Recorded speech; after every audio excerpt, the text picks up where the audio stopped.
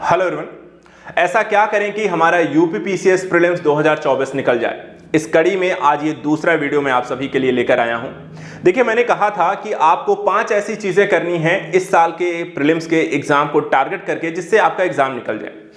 तो वहां पर यदि आपने वो वीडियो नहीं देखा है, जो बच्चे अगर इस वीडियो को पहली बार देख रहे हैं पार्ट 1 यहां पर, उसको तो जाकर जरूर देखिए उस वीडियो को, क्योंकि उसमें 5 ऐसी चीजों को विद डिटेल मैंने आपको बताया है कि आपको करना क्या है। क्योंकि अगर आपने उस वीडियो को देख लिया, उसके हिसाब से अपने आप को एनालाइज कर लिया है और तैयारी करेंगे, तो आपको बेनिफिट्स यहां पर मिलेंगे कि आपका प्रीलिम्स रुकेगा नहीं।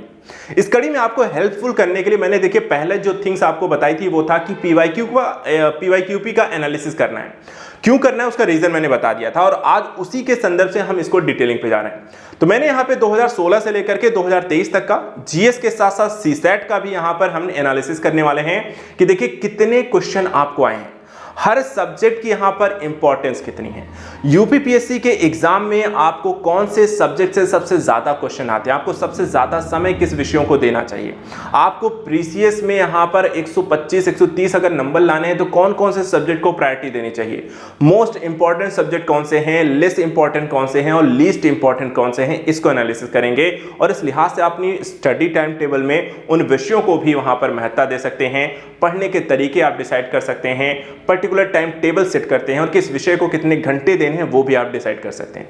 तो चलिए हम यहां पर आज इसी को बात करते हैं। सभी अभ्यर्थी ध्यान से इस एनालिसिस को देखिए, क्योंकि इस एनालिसिस को देखने के बाद आपको अपने स्टडी टाइम टेबल में इन सब्जेक्ट को वैसे ही वहां पर स्टडी करना है।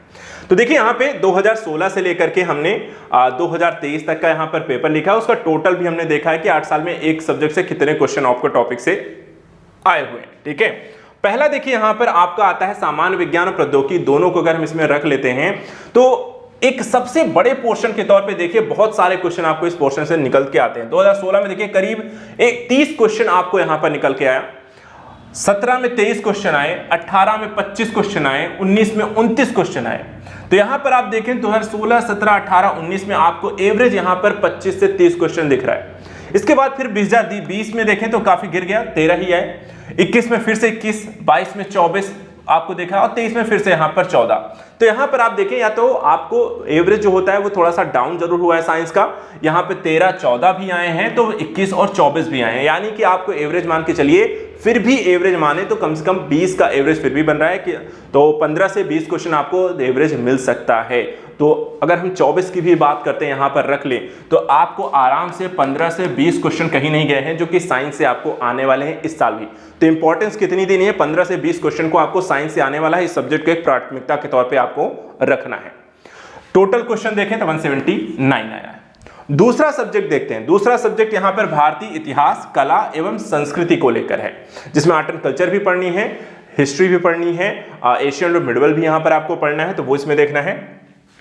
15 क्वेश्चन 15-17 में आए हैं, 2018 में 18 क्वेश्चन आए हैं, 2019 में 15 क्वेश्चन आए हैं, 2020 में 16 क्वेश्चन आए हैं, 2021 में 11 आए हैं, 2022 में 13 आए हैं, 2023 में 16 आए हैं। यानी कि यहाँ पर आपको बहुत कुछ बदलाव देखने को मिला नहीं, जैसे साइंस में देखने को मिला कि बहुत आ रहे थे, फिर वहां पर काफी 5 से 10 क्वेश्चन का एवरेज कम आ गया।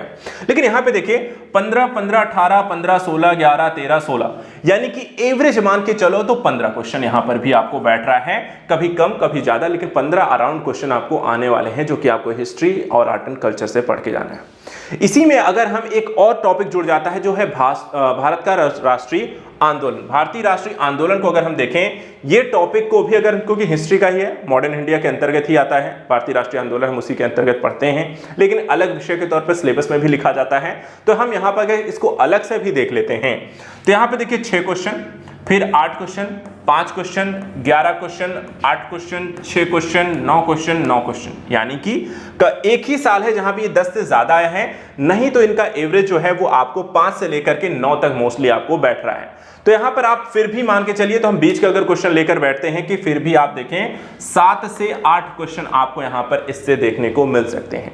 और दोनों अगर हिस्ट्री के इन पोर्शन 15 के यहां पे राष्ट्रीय आंदोलन को, क्योंकि हिस्ट्री का एक विषय माना ही जाता है, उनको भी हम मिला दें तो ये एवरेज आपको 22 से 25 तक यहां पर आपको बैठेगा, जो हिस्ट्री का मिलाकर बैठने वाला है। ठीक है, तो यहां पर आप एक क्वेश्चन देख सकते हैं 119 और 62।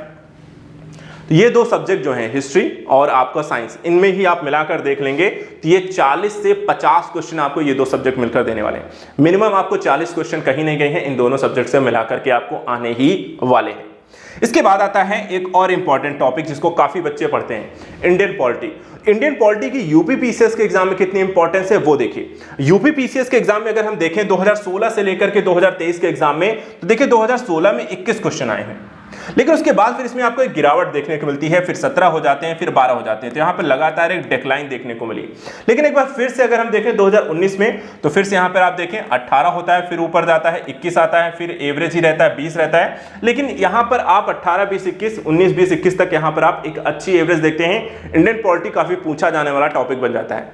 लेकिन इसके बाद एक बार फिर से काफी बड़ी गिरावट आपको देखने को मिलती है 2022 में, जहां सिर्फ 11 क्वेश्चन है, और उतनी ही बड़ी छलांग यहाँ पर आपको देखने को मिलती है तो आपको 2023 में इंडियन पॉलिटी को, जहां पर आपको 21 क्वेश्चन आए, जो कि यहां पर आप देख सकते हैं कि करीब करीब हर 2 साल के गैप में यहां पर ऐसा देखने को मिल रहा है कि वो 21 क्वेश्चन तक पूछ रहे हैं। 2016 में पूछा, फिर यहां पे 3 साल गैप के बाद 2020 में पूछा, फिर 2 साल गैप के बाद उन्होंने 2023 में पूछा। तो ऐसा 2 से 3 साल एवरेज के बाद ही वो पूछ रहे हैं कि जहां पे 20 से ज्यादा क्वेश्चन देखने को मिल रहे हैं। अन्यथा की स्थिति में हम देखें 17, 18, 12 और यहां पर भी 20, 21, 11 क्वेश्चन आ रहे हैं, तो एवरेज जो है 20 से नीचे ही रह रहा है। फिर भी हम मान के चलते हैं तो मिनिमम अगर हम दें तो 20 मैक्सिमम आपके क्वेश्चन आने हैं वो आ सकते हैं। लेकिन क्योंकि हमने अभी देखा है कि इनका एवरेज 2 से 3 साल बाद ही 20 का बनता है, तो फिर भी हम मान के चलते हैं 15 का। तो 15, 20 क्वेश्चन आपको इंडियन पॉलिटी का देखिए रेशियो आपको इसी तरह के एनालिसिस से आपको पता चल जाता है कि देखिए कब कब क्या क्या कितने क्वेश्चन किस किस पोर्शन से कब घट रहे हैं, बढ़ रहे, क्या पोर्शन क्या ट्रेंड आपका बनता है, वो आपको इससे पता चल रहा है कि पॉलिटी का देखिए ट्रेंड कैसा बनता है। इसी तरीके से देखिए भारतीय अर्थव्यवस्था को लेकर के, भारतीय अर्थव्यवस्था देखा जाए तो कभी बहुत ज्यादा हाईलाइटेड आपको यूपी पीसीएस के एग्जाम में कभी बनता हुआ दिखाई नहीं देता है। इसका एवरेज ही सब्जेक्ट रहा है और एवरेज ही क्वेश्चन इससे आपको देखने को मिलते हैं।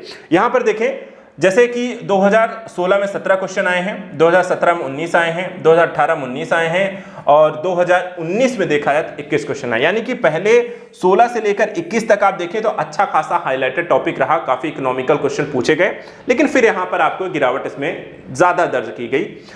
2020 में सिर्फ 10, 2021 में सिर्फ 10, फिर 15 और 14, तो यहां पर 10 से 15 तक ही आके सिमट गए हैं, ज्यादा क्वेश्चन आपको देखने को नहीं मिलता है। तो एक बड़ा सब्जेक्ट है, हाईलाइटेड सब्जेक्ट है, काफी करंट ओरिएंटेड सब्जेक्ट है, लेकिन फिर भी अगर यूपी के एग्जाम के परिदृश्य से देखें, जबकि यूपी इकोनॉमी में अच्छा कर भी रहा है, लगातार डेवलपमेंट भी आपको देखने को मिल रही है, काफी सारे स्ट्रक्चर आपको देखने को मिलते हैं, लेकिन फिर भी इकोनॉमी को कहीं ना कहीं क्वेश्चन के पर्पस से उतनी इंपॉर्टेंस यहाँ पर इस एग्जाम में नहीं मिलती हुई दिखाई देती है। तो फिर भी हम यहाँ पे 10 से 15 का एवरेज आपको इसमें मिलता हुआ दिखाई देता है। तो ये तो हमने यहां पर आपको देखा। अब इसी में आता है एक पोर्शन जो आपको भारतीय कृषि वाणिज्य व्यापार को अगर हम इसमें आपको शामिल कर देते हैं, क्योंकि एग्रीकल्चर का टॉपिक जो है ना वो कई परिदृश्य से पूछा जाता है। एग्रीकल्चर आपको ज्योग्राफी में भी आ जाता है, साइंस के पर्पस से उसमें खोजें भी आ जाती हैं और अर्थव्यवस्था के संबंध से व्यापार आ जाता है। और इसीलिए कहीं ना कहीं यहाँ पर इस सब्जेक्ट को हमने एक अलग पोर्शन के तौर पर रख के थोड़ा सा पढ़ते हैं, क्योंकि इसको पढ़ने के समय आपको ये चीज देखनी पड़ती है कि आपको यहाँ पर इसका प्रिपरेशन यहाँ पर इसकी कैसे करनी है। ठीक है, अब यहां पर अगर हम देखें भारतीय कृषि वाणिज्य एवं व्यापार को लेकर के, तो देखिए यहां पे 2016-17 में कोई क्वेश्चन आपको आया नहीं, फिर 3 आया, फिर कोई क्वेश्चन नहीं आया, फिर 4 क्वेश्चन आया, फिर 0 आया, फिर 2 आया, फिर 0 आया, फिर 1 आया। यानी कि यहां पर एग्रीकल्चर सेक्टर भी बहुत इंपॉर्टेंट नहीं है। 1 क्वेश्चन, 2 क्वेश्चन, 3 क्वेश्चन से ज्यादा आपको आता नहीं है, तो एवरेज मान के चलते हैं 0 से 2 क्वेश्चन यहां पर आपको एग्रीकल्चर से देखने को मिल सकता है। इसके बाद देखिए आता है विश्व एवं भारत का भूगोल, एक ऐसा सब्जेक्ट जो कि कहीं ना कहीं यूपीपीएससी के परिदृश्य से बहुत इंपॉर्टेंट है। यह एक और सब्जेक्ट है, जैसे हिस्ट्री हमने देखा, हमने इसके अलावा साइंस को देखा। तीसरा जो सबसे इंपॉर्टेंट सब्जेक्ट आपको यूपीपीएससी के एग्जाम में पढ़ता है वो है ज्योग्राफी, जहां पर एवरेज आपको 25 क्वेश्चन तक 20 से 25 आपको देखने को मिलता है, यानी 20+ एवरेज यहां पर इस सब्जेक्ट का भी बनता है, जैसे साइंस का और आपकी हिस्ट्री का बनता है। यहां पे देखिए 19 क्वेश्चन, 24 क्वेश्चन, 23 क्वेश्चन, 26, 21, 21, 26, 22, यानी कि सिर्फ एक साल 2016 में छोड़ दें, उसके बाद कभी भी ऐसा ईयर नहीं रहा है जहां पर 20 से कम क्वेश्चन इसमें आपको आए हैं। और हाईएस्ट अगर हम देखें यहां पर आपको तो 26 क्वेश्चन भी 2 साल आपको पूछे गए हैं। तो यहां पर आप किसी भी तरीके से इसका एवरेज जो है वो हम 22 यहां पे रख लेते हैं, क्योंकि कभी 26 आया है, कभी 21, 22, 23, 24 आए हैं, तो 22 हम फिर भी मान के चलते हैं, क्योंकि 22 क्वेश्चन आपको 20 प्लस आपको आने हैं, 21, 22, 23, 24, 25, 26 पे हो, लेकिन 20 से कम तो होने नहीं है। तो एक तीसरा जो इंपॉर्टेंट सब्जेक्ट आपको टॉप 3 अगर यूपीपीएससी एग्जाम के लिए तैयारी करनी है, 3 सबसे अच्छे सब्जेक्ट जो इस पर आपको पकड़ आपकी मजबूत होनी चाहिए, जहां सबसे ज्यादा आप स्कोर कर सकते हैं, वो है ज्योग्राफी, हिस्ट्री और साइंस। इसके बाद हम यहां पर आते हैं जनसंख्या, पर्यावरण और नगरीकरण। जनसंख्या और पर्यावरण, एनवायरमेंट के टॉपिक को, जनसंख्या के टॉपिक को मिक्स करके अगर भी हम देखें, 2 अलग अलग सब्जेक्ट हैं, 2 अलग अलग टॉपिक हैं, इनको मिक्स करके अगर आप क्वेश्चन देखें तो भी बहुत ज्यादा बनते हुए दिखाई नहीं देते हैं। अब यहां पे देखिए 12, 15, 15, 8, 16, 15, 5, 17, तो यहां पर बहुत ज्यादा एक ड्रास्टिक चेंज भी देखने को मिलता है। यहां पे देखिए 12, 15, 15 आया, फिर उसके बाद सीधे गिर गए 8 पे आ गए, फिर इसके ऊपर आए 16 आए, 15 आए, फिर सीधा गिर के आपको 5 पे आ गया, फिर यहां पे देखिए ड्रास्टिक चेंज आता है 17 तक जाता है। यानी या तो पूछेगा तो बहुत ज्यादा क्वेश्चन पूछ ले रहे हैं, और नहीं पूछ रहे हैं तो बिल्कुल भी लगभग ना के बराबर पूछ रहे हैं। तो इसलिए यहां पर ये काफी आपको कह सकते हैं ऐसा टॉपिक है जो कि आप तैयारी बहुत ज्यादा भी करके गए तो कुछ भी ना आए, और नहीं करके गए तो पता लगा बहुत कुछ आ गया। तो यहां पे कोई सर्टेन नहीं है पूछने के संदर्भ में, इसलिए यहां पे से एग्जाम की प्रिपरेशन को लेकर तैयारी जरूर करिए, करंट ओरिएंटेड होकर पढ़िए। ज्यादा जरूरी है एनवायरमेंट के पर्पस से कि आप करंट ओरिएंटेड अगर पूछ भी रहे हैं तो करंट ओरिएंटेड आपको ज्यादा पूछेगा, उस पर फोकस होना है। और रही बात आपके जनसंख्या को लेकर के, तो स्टैटिक बेस्ड क्वेश्चन है, आपको प्रीवियस ईयर क्वेश्चन पेपर को देखते हैं, घुमा फिरा के आपको सारी चीजें पूछते हैं, कौन सा याद करना है कौन सा नहीं, वो आपके ऊपर है। लेकिन यहाँ पर भी हम मान के चलते हैं आपको या तो बहुत सारे क्वेश्चन है या तो बिल्कुल नहीं है। तो इस एग्जाम के प्रिपरेशन को लेकर के फिर भी हम अगर 10 क्वेश्चन भी टारगेट से करके चलते हैं कि चलिए 10 क्वेश्चन मैं इसको लेकर चलता हूँ, यहाँ पे टारगेट लेकर चलता हूँ, तो आपके लिए बेनिफिशियल रहेंगे। इसके बाद देखिए करंट अफेयर। करंट अफेयर भी चौथा जो इंपॉर्टेंट सब्जेक्ट हो जाता है मेरे लिए यूपीपीएससी के पर्दे से, क्योंकि यहां पर भी एवरेज जो होता है 20 का आता ही आता है। अब देख लेते हैं उसको लेकर क्वेश्चन 19, 21, 15, 11, लेकिन फिर यहां पे देखिए, यहां पे आपको पहले 4 सालों में जहां क्वेश्चन उतने नहीं पूछे गए, वहीं अब के 4 सालों में ये क्वेश्चन लगातार ट्रेंडिंग हो गए। 22, 24, 25, 22, यानी कि आप पिछले सिर्फ 4 सालों को देखें तो 20 प्लस क्वेश्चन आपको हर साल पूछा गया है। तो चौथा मोस्ट इंपॉर्टेंट टॉपिक जो यूपीपीसीएस एग्जाम से आपको प्रिपरेशन करना है वो है करंट अफेयर्स। इनका भी आप 20 प्लस, जितने भी 20 प्लस वाले बन रहे हैं उनको आप हाईलाइट टॉप मोस्ट पे रखता है। सबसे ज्यादा समय इन सब्जेक्ट को देना है, क्योंकि यहां पे सबसे ज्यादा आप स्कोर भी करने वाले हैं। तो ये हो गया हमारा करंट अफेयर्स को लेकर के। इसके बाद आते हैं कुछ विविध चीजें, जैसे कि आपको खेल और पुरस्कार हो गए, ये भी देखा जाए तो करंट अफेयर्स का ही हिस्सा है। इस क्वेश्चन को भी अगर देखें तो यहाँ पे कभी 0 है, कभी 2 है, कभी 3 है, 5 है, 0 है, 1 है, 0 है, 0 है। तो एवरेज यहाँ पर आपको ज्यादा नहीं, 1 या 2 क्वेश्चन ही आएंगे जो कि करंट का हिस्सा ही मान के चलते हैं, उसको भी उसी में रखते हैं। उत्तर प्रदेश विशेष एक और टॉपिक देखा जाए, अदर स्टेट पीएससी एग्जाम के इतर अगर हम यूपीपीएससी के एग्जाम को देखें तो ये अभी भी मुझे लगता है जैसे पुराने पैटर्न पे ही काम कर रहा हो, यूपीपीएससी के पैटर्न पे काम करता हो। ये यूपी स्पेशल को लेकर इतना क्वेश्चन आपको खासकर प्रीलिम्स में तो नहीं पूछते हैं। मेंस में चलो उन्होंने एक पेपर आपको बकायदा अलग करके डाल दिया है, लेकिन अभी भी एक निग्लेक्शन देखने को मिलता है आपको प्रीलिम्स के एग्जाम। बहुत ज्यादा क्वेश्चन यूपी स्पेशल से देखने को नहीं मिलते। 4, 3, 6, 0, 6, 5, 5, 7, यानी एवरेज भी आप मान के चलो तो 5 क्वेश्चन आपको यूपी स्पेशल से निकल के आता है, जो कि एक स्टेट पीएससी एग्जाम के परिदृश्य से देखें तो बहुत ज्यादा कम है। आप कई सारे अदर स्टेट पीएससी एग्जाम में देखें तो वहां पे 50% तक के क्वेश्चन आपको सिर्फ स्टेट स्पेशल आते हैं। तो यूपी के एग्जाम में आपकी जो रणनीति होनी चाहिए, यहाँ पे प्रीलिम्स के परिदृश्य से देखा जाए तो आप उतनी इंपॉर्टेंस यहाँ पे यूपी स्पेशल की नहीं है, इसलिए लास्ट के समय में आप यूपी स्पेशल को रिवीजन के पर्पस से रख सकते हैं। अंतिम कुछ समय में यहाँ पे रिवीजन आप ज्यादा यहाँ पर करें, बहुत ज्यादा डेली बेसिस इसको समय देने की जरूरत नहीं है, क्योंकि बहुत ज्यादा क्वेश्चन आपको ये लाकर देता नहीं है। हाँ, मोटे मोटे तौर पर आपको इनकी मोटी मोटी जो चीजें हैं, क्वेश्चन है, उसी चीज को बार बार पूछा जाता है। तो इनको अगर आप 10 से 15 दिन का रिवीजन का टाइम देंगे तो इनका काम आपका यूपी स्पेशल में हो जाएगा। इसके अलावा विविध जो जीके टाइप के क्वेश्चन आपके बन जाते हैं, तो यहाँ पे 7, 3, 6, 6, 13, 14, 17, 7, तो कम ज़्यादा यहाँ पर आपको बनता रहता है विविध के अंतर्गत, तो वो आपको कुछ भी पूछा जा सकता है जिसको लेकर ना तो आप यहाँ पर कुछ कह सकते हैं ना ही हम उसको लेकर कुछ कह सकते हैं। लेकिन हाँ, हम जिस पर फोकस हो सकते हैं वो है विषयों को लेकर के, करंट अफेयर्स को लेकर के।